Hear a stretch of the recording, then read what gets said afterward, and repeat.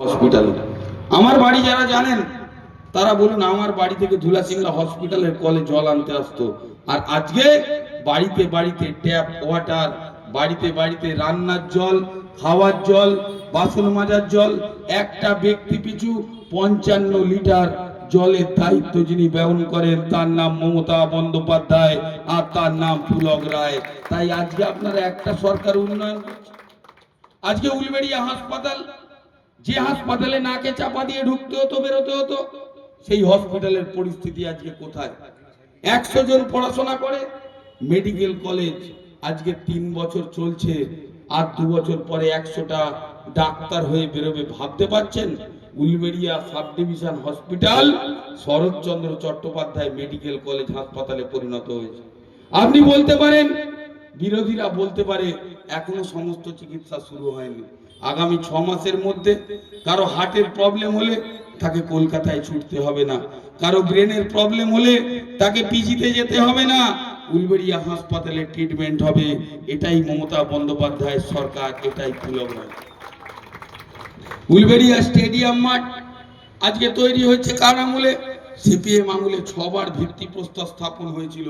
CPM আমলে তৈরি হয়নি, তৃণমূল কংগ্রেসের আমলে মন্ত্রী হায়দার আজিজ ছবি সুলতান আহমেদ পুলক রায়ের বদান্যতায় উলবেড়িয়া স্টেডিয়াম মাঠ তৈরি হয়েছে। আজকে উলবেড়িয়া রেলওয়ে উড়ালপুল, আজকে যারা নিত্যদিন বাসে যাতায়াত করতো জানে রেল ক্রসিং এ কতক্ষণ দাঁড়িয়ে থাকতে হতো। আজকে গঙ্গারামপুর থেকে উলবেড়িয়া কোটগোড়া পর্যন্ত যেতে কত সময় লাগতো? 30 থেকে 35 মিনিট।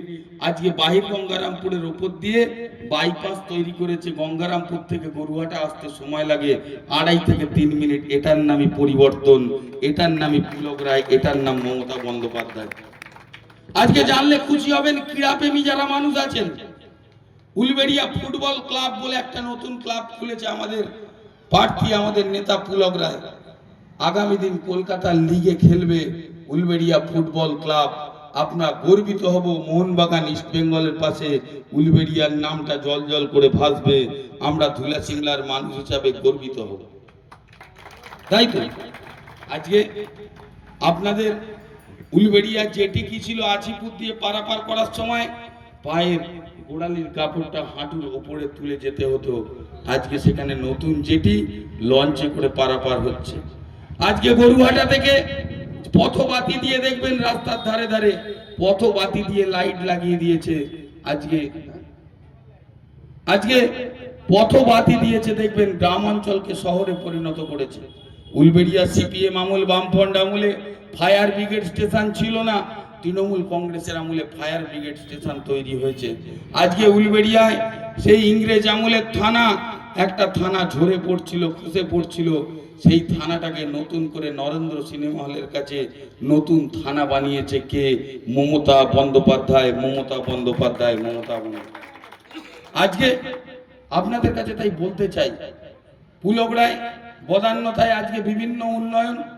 আজকে আপনাকে বলি 58 গেটের চিড়িয়াখানা, যদি 58 গেটের চিড়িয়াখানা বলেন, আজ থেকে 15 বছর আগে ফিরে যান, আমরা একটা সময় জামাই ষষ্ঠী বা সরস্বতী পুজো বা একটা বিশেষ ঈদ বা দুর্গা পুজোয় মানুষ 58 গেটে যেত। যে আজকে 58 গেটে সেই 50টা হরিণ ছিল, সেই হরিণগুলোকে আমরা দেখতে যেতাম। ছোটবেলায় মনে পড়ে, শীর্ণকায় হরিণ খেতে পায় না, এমন অবস্থা। আজকে সেই চিড়িয়াখানায় 36টা প্রজাতির প্রাণী আছে। বাচ্চাদের নিয়ে একদিন ঘুরে আসবেন। 1 নম্বর যদি আলিপুর হয়, 2 নম্বর দার্জিলিং, 3 নম্বর 58 গেট চিড়িয়াখানা, বাংলার গর্ব।